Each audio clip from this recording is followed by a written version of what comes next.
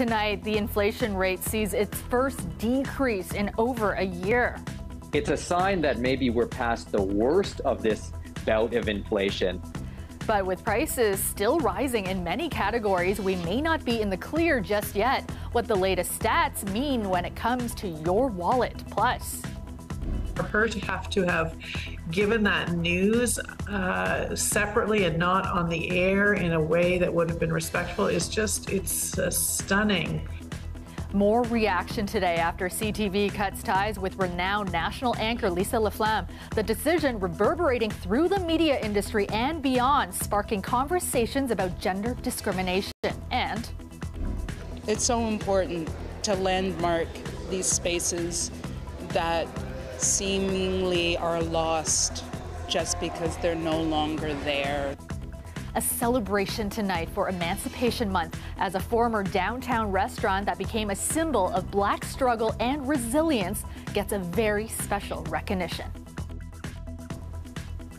Good evening, I'm Kelda Yoon. From gas to groceries, many of us have been struggling with the soaring cost of living. Well, tonight, some hopeful news. The rate of inflation is easing back from record high levels. Statistics Canada says the rate slowed to 7.6% in July. That's down from 8.1% in June. Still, we have some ways to go, with prices in many categories still sitting at all-time highs. Nisha Patel has more.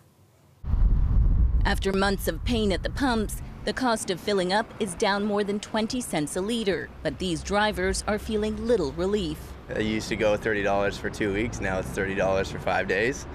So that definitely hurts a lot. It's still at a price where you just can't afford it. I had to sell my truck and buy a smaller car.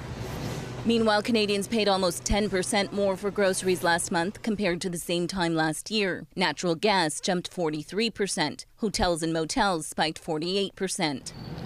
For Christine Nelson-Didich, one solution to soaring costs is to stop spending as much. She manages an online Buy Nothing group in Winnipeg. I've gotten household items and basically anything you can imagine people have asked for and been lucky enough to receive. She's seen an interest in the group jump alongside the rising cost of living. Many members are looking for food and basic necessities. The Buy Nothing movement is like a safety net for your community. A safety net needed by more Canadians every day because paychecks are just not keeping up with inflation. That means that every month Canadians are being made worse off by price increases. Prices for many commodities and shipping have come down, and there are signals inflation seems to have peaked, but it's still uncomfortably high, something consumers will have to bear for many months. What we can hope is that slowly price growth retreats to 2%, but it doesn't mean that prices overall are going to fall back to levels that we saw pre-pandemic. The Bank of Canada governor responded to the inflation data, today writing in the National Post, "It's by raising borrowing costs in the short term that we will bring inflation down for the long term."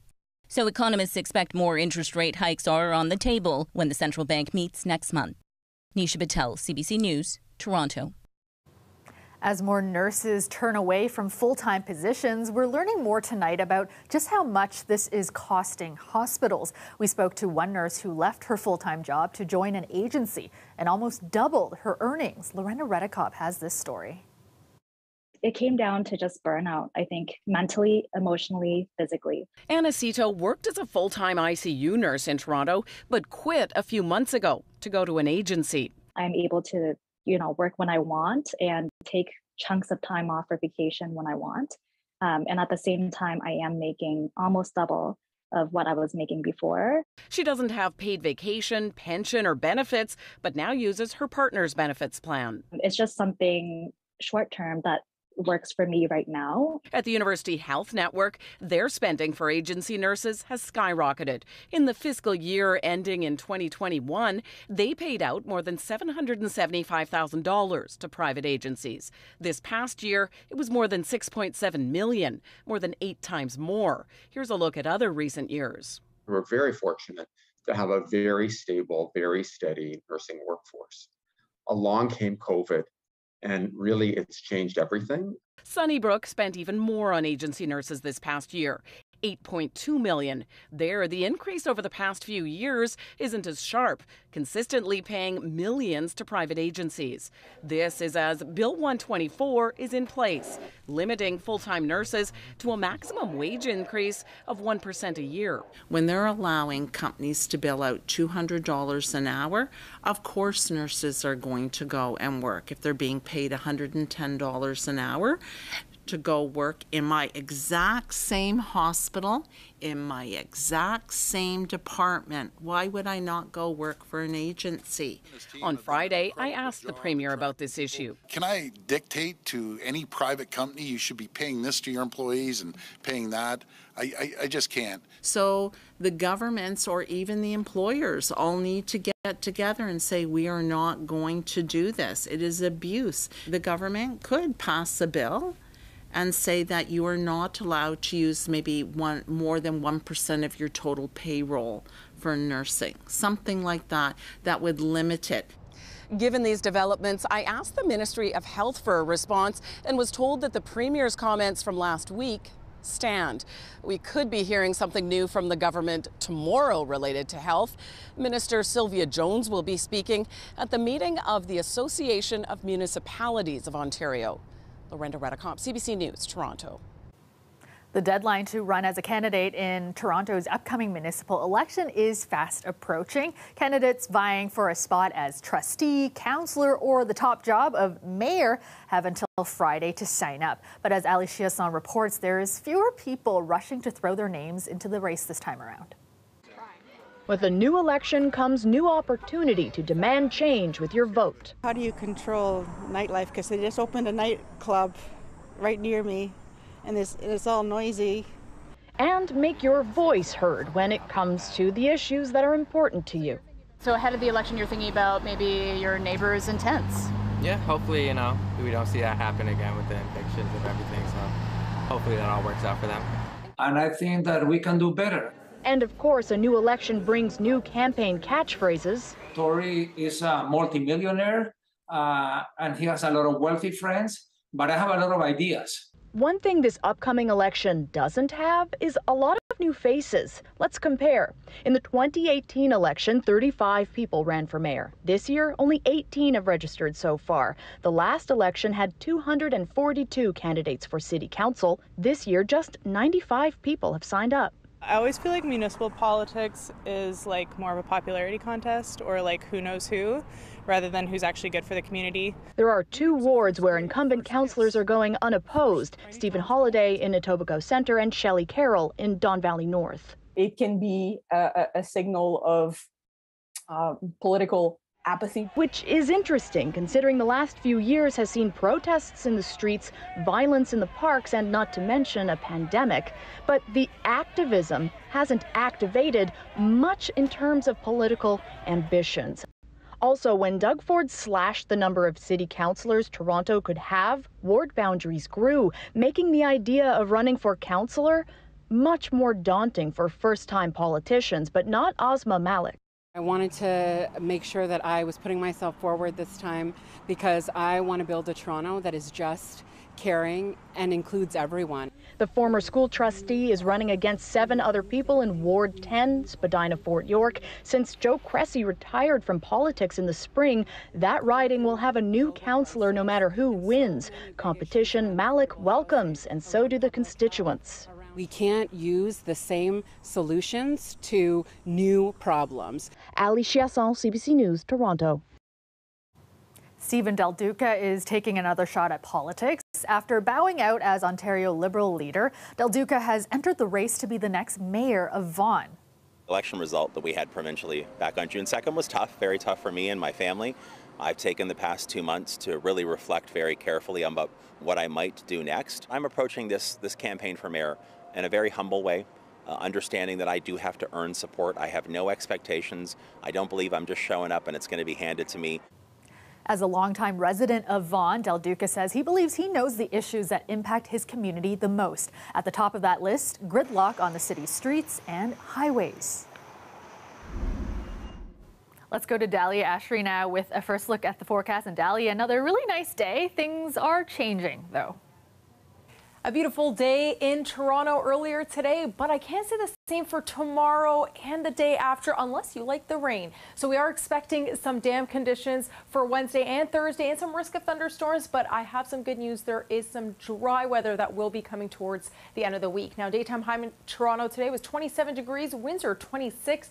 The cool spot in the area is Barrie, so a little bit cooler there. Now, what's ahead tonight? Are we expecting any rain? The answer is no, not quite. But as you head into work tomorrow, as you can see, there's a little bit of fog coming through, but then that's when we start to see that heavy rain activity and risk of thunderstorm around 4:30. So on your way back home, get ready for that rainfall. And at night, clear conditions. It's when you head into Thursday as well. Morning should be fine. Around 5 o'clock, that's when we see that rain again, and Thursday evening. Now, Friday, we do and are expecting some brighter and drier conditions, but we'll get to that later on in the show. 18 degrees tonight, tomorrow 28 degrees, and that humidity is coming back, bringing up the temperatures, feeling like 30 degrees. So make sure you have your umbrella for tomorrow. The question is whether you'll need it over the next few days. I'll have the answer for that later.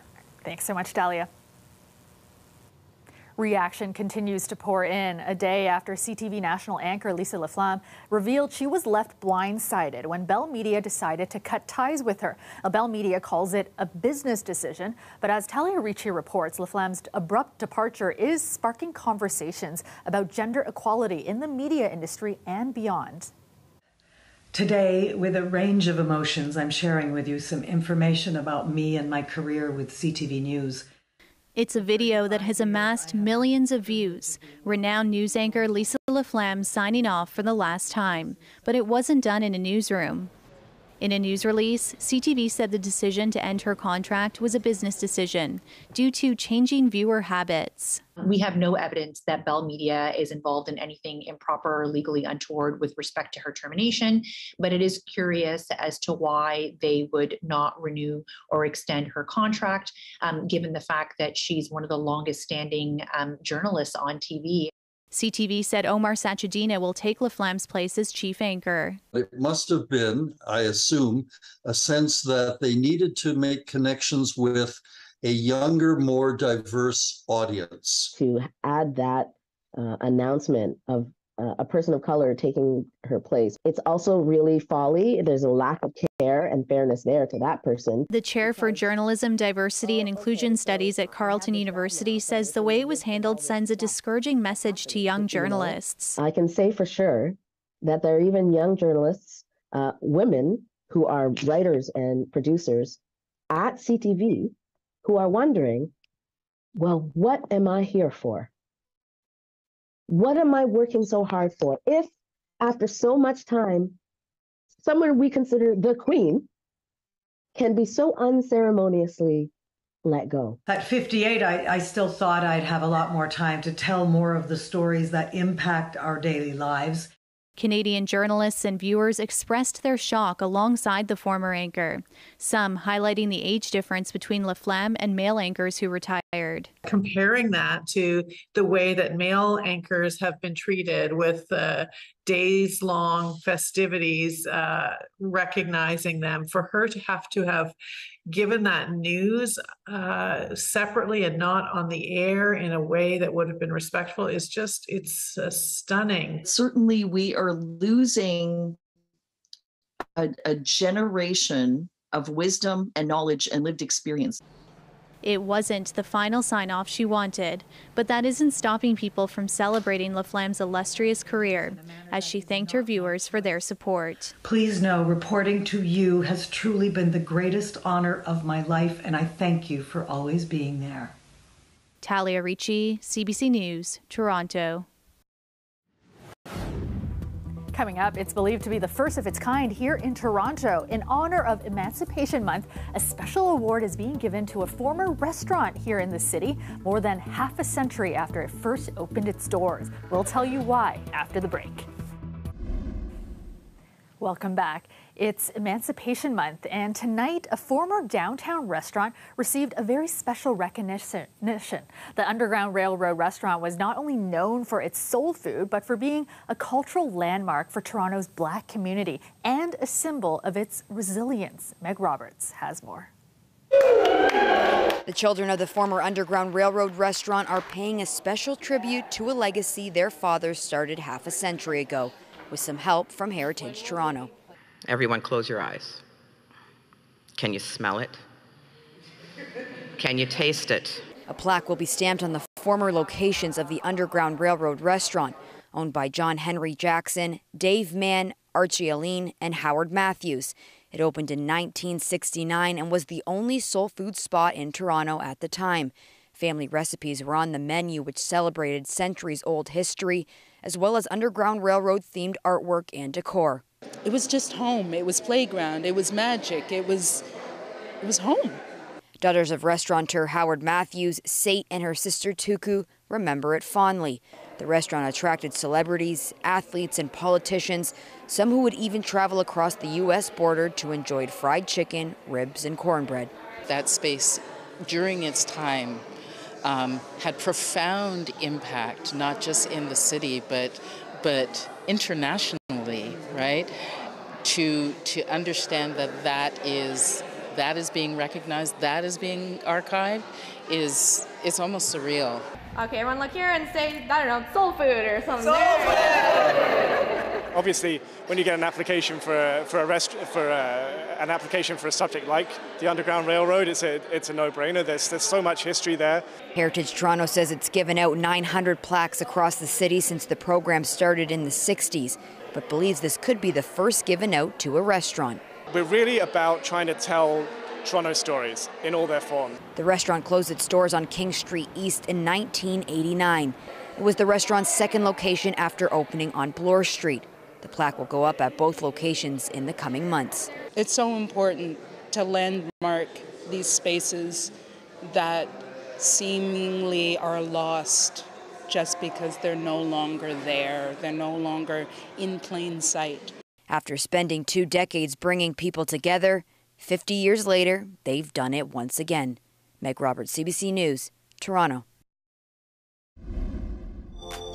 You are looking at a live shot of the Toronto skyline, partly cloudy tonight and into the overnight. Currently, it is 22 degrees in the city.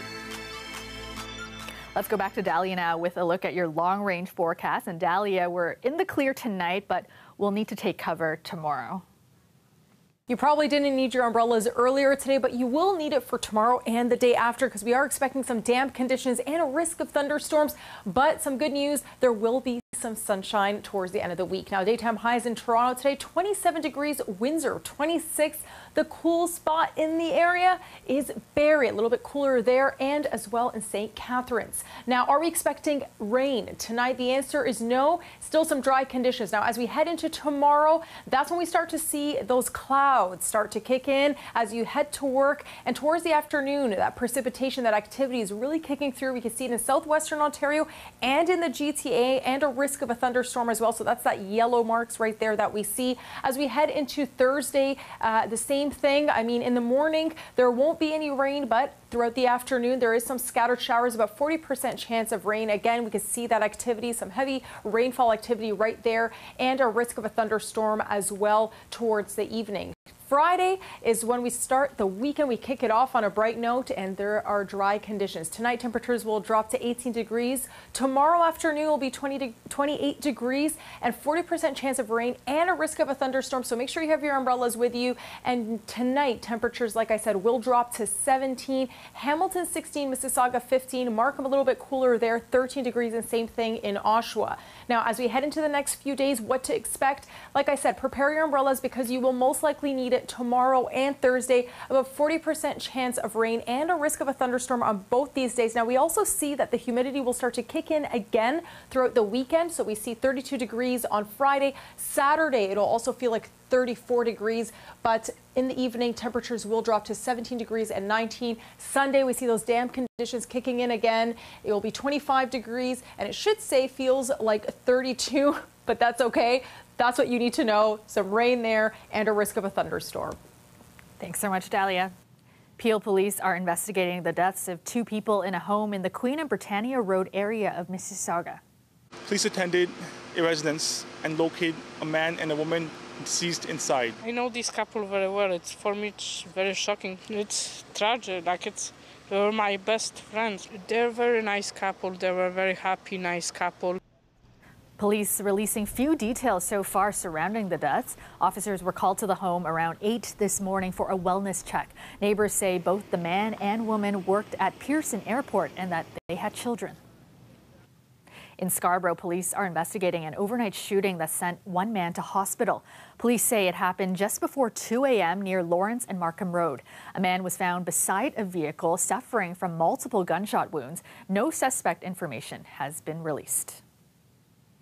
A York Region police officer has been suspended with pay after being charged with impaired driving.